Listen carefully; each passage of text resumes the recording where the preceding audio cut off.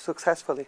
Another thing that happens to us that help us to gain weight is that back to how long our history, because we don't have really understanding because we just see the world where we live, but we don't see the world where we made us get here. In the world that we made us to get here, we shouldn't live more than 30 years.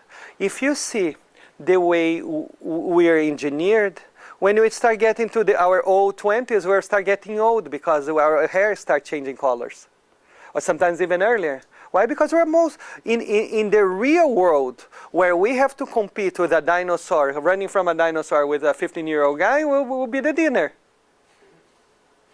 Right? What happens today artificially, because we have more knowledge, because we live in cleaner environments, because we have shots, because we are able to live longer in this country. What is your life expectancy if you live in Swaziland, do you know?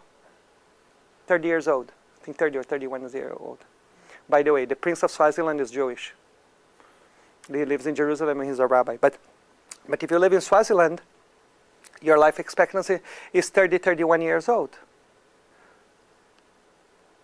That is so much longer than probably used to be for our ancestors when they didn't even have access to shots, because those guys, the UN give them shots, the UN give them food. So their life is a billion times easier than our ancestors' life that have no structure whatsoever.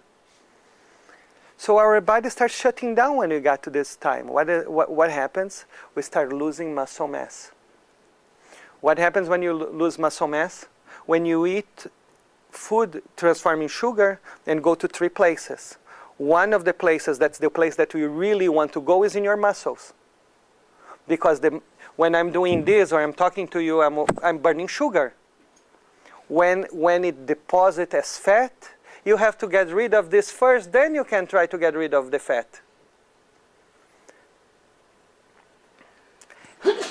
Bless you.